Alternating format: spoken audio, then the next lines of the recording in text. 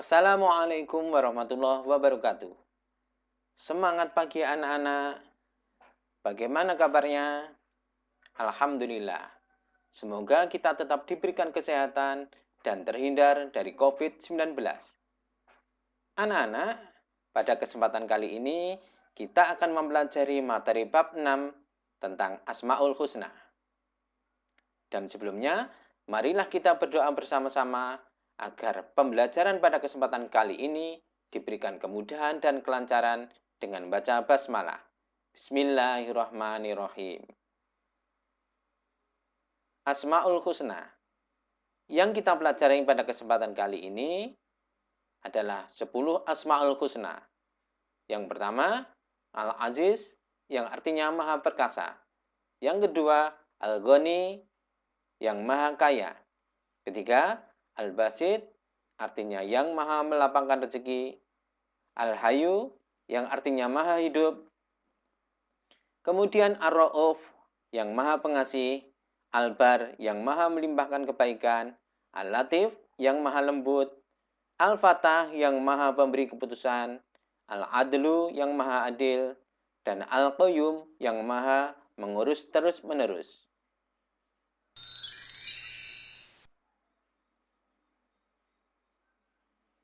Kompetensi dasar dari materi ini adalah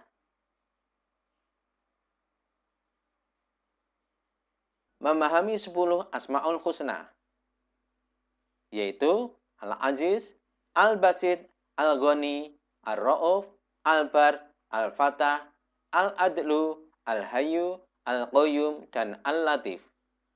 Kemudian, menyajikan contoh kehidupan dari nilai yang terkandung dalam Al-Aziz, Al-Basit, Al-Ghani, Ar-Ra'uf, Al-Bar, Al-Fatah, Al-Adlu, Al-Hayyu, Al-Qayyum, dan Al-Latif.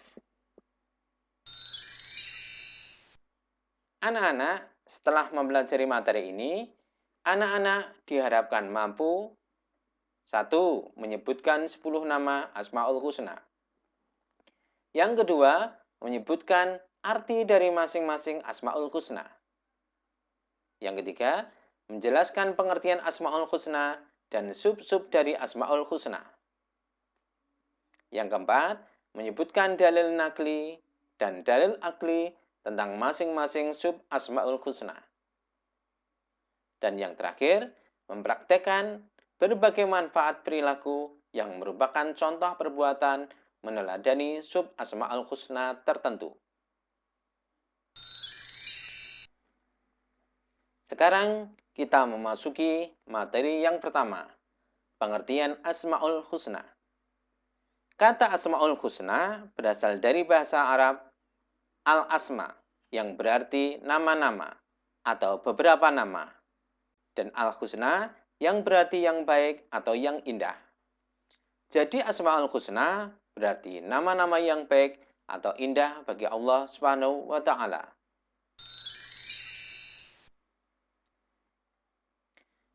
Anak-anak ibad, selanjutnya dalil tentang Asmaul Husna. Dalil tentang Asmaul Husna di antaranya terdapat dalam surat Al-A'raf ayat 180 yang berbunyi, Walillahil asma'ul husna fad'auhu biha wa darul ladina yulhiduna fil asma'i sayujzauna ma kanu ya'malun.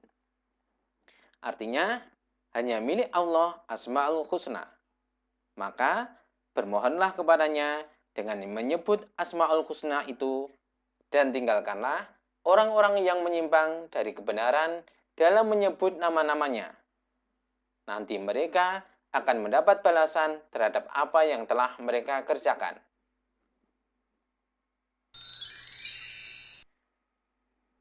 Dalil yang kedua tentang Asma'ul Husna terdapat dalam surat Al-Isra ayat 110, yang artinya, katakanlah Muhammad, serulah Allah atau serulah Ar-Rahman, dengan nama yang mana saja kamu dapat menyeru, karena dia mempunyai nama-nama yang terbaik atau Asma'ul Husna.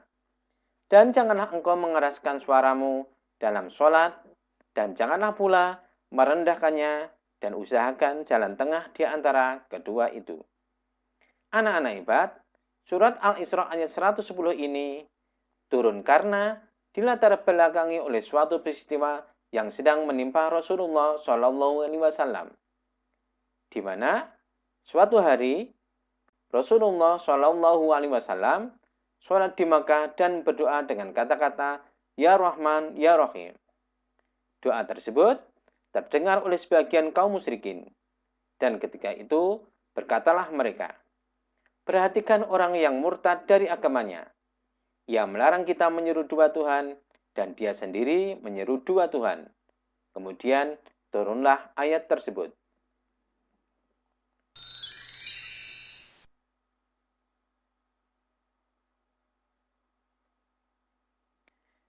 Selanjutnya, dalil tentang Asmaul Husna yang diriwayatkan oleh Bukhari Muslim dari Abi Hurairah, yang artinya dari Abu Hurairah radhiyallahu an, dari Rasulullah SAW bersabda, Allah memiliki 99 nama. Barang siapa menghafalnya, maka dia masuk surga. Sesungguhnya Allah itu ganjil dan menyukai yang ganjil.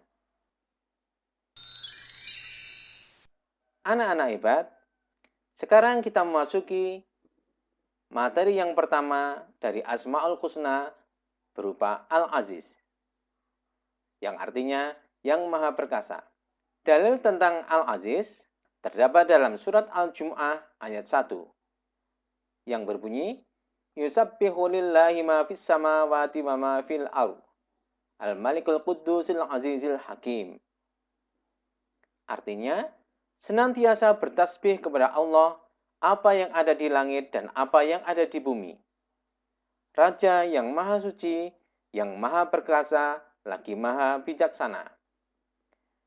Anak-anak hebat, yang dimaksud Allah maha perkasa atau Al-Aziz adalah bahwa Allah sesuai kekuasaan dan iradahnya menetapkan sunatullah atau hukum alam yang berjalan secara tetap dan otomatis terhadap semua makhluknya, baik yang berada di langit maupun di bumi.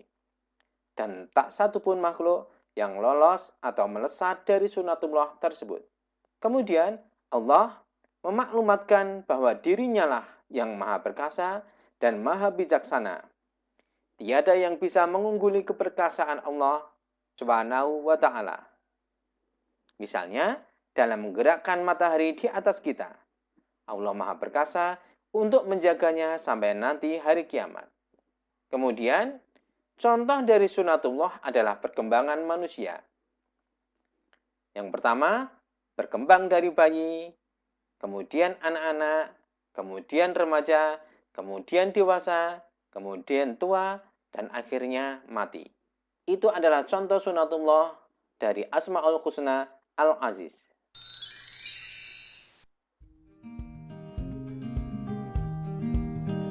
Anak-anak hebat, sekarang amatilah alam semesta sekitar kalian.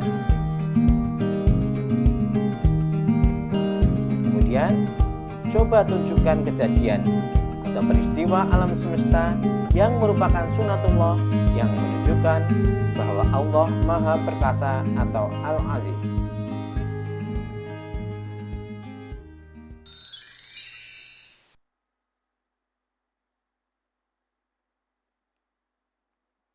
Sekarang yang kedua, Al-Basit atau yang maha melapangkan rezeki.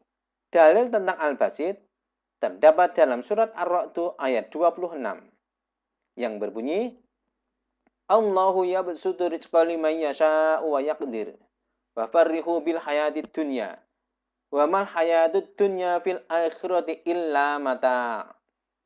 Artinya, Allah melapangkan rezeki bagi siapa yang Dia kehendaki dan membatasi bagi siapa yang Dia kehendaki. Mereka bergembira dengan kehidupan dunia, padahal kehidupan dunia hanyalah kesenangan yang sedikit dibanding dengan kehidupan akhirat. Anak-anak yang berbahagia, Allah disebut Al-Basit yang artinya Allah Maha melapangkan rezeki. Allah dengan mudah melapangkan rezeki kepada hamba-hambanya yang Dia kehendaki. Dan tidak jarang, Bahkan terlalu sering Allah memberikan rezeki lebih banyak daripada apa yang hamba-hambanya butuhkan.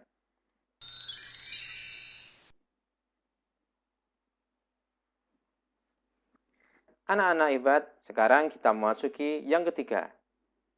Asma'ul Husna berupa Al-Ghani, yang berarti yang maha kaya. Dalil tentang Al-Ghani terdapat dalam surat Al-Baqarah ayat 267, yang berbunyi, Wa'lamu annallaha ghaniyyun hamid. Artinya, ketahuilah bahwa Allah maha kaya lagi maha terpuji. Anak-anak ibad, Allah adalah zat yang maha kaya. Kekayaannya tidak terbatas, tidak memerlukan apapun dan siapapun. Bahkan, yang selain Dia sangat berhajat kepadanya. Apabila semua makhluk Allah yang Dia ciptakan secara kompak mentaati segala aturan dan perintahnya, tidak akan menambah nilai dan jumlah kekayaannya. Namun sebaliknya, apabila semua makhluk ini, segala aturan dan perintahnya tidak akan mengurangi nilai dan martabatnya.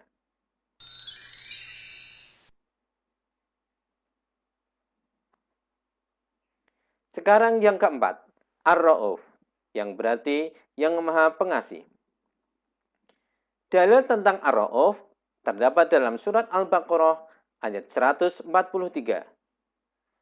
Wa ma kana Allahu liyudhi'a imanakum. Innallaha bin-nasi lara'ufur rahim. Yang artinya, dan sungguh pemindahan kiblat itu terasa amat berat, kecuali bagi orang-orang yang telah diberi petunjuk oleh Allah. Dan Allah tidak akan menyia-nyiakan imanmu. Sesungguhnya Allah maha pengasih lagi maha penyayang kepada manusia. Anak-anak hebat, Allah disebut dengan Ar-Ra'uf, yang berarti Allah adalah zat yang maha belas kasihan. Dalam hal ini, belas kasihan yang terjadi antar sesama manusia atau terhadap makhluk ciptaan Allah yang lain berbeda jauh dengan belas kasihan yang senantiasa diperhatikan oleh Allah kepada sesama ciptaannya. Karena Allah maha pengasih dan maha penyayang kepada seluruh makhluknya tanpa kecuali.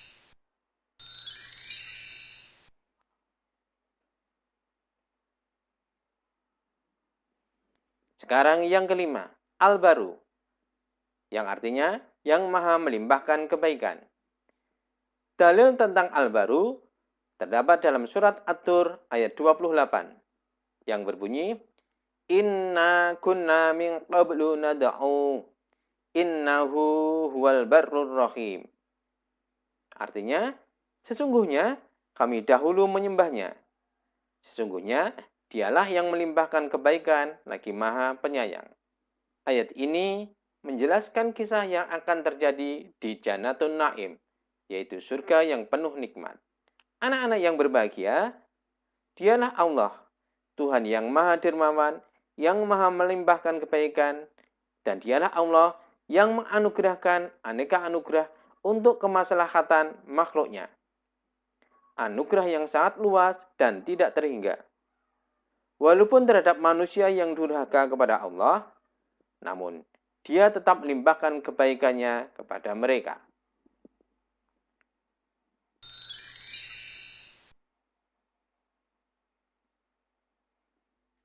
Demikian anak-anak, pertemuan pada kesempatan kali ini, dan sebelum Bapak akhiri, silakan dikerjakan lembar kerja siswa berikut ini.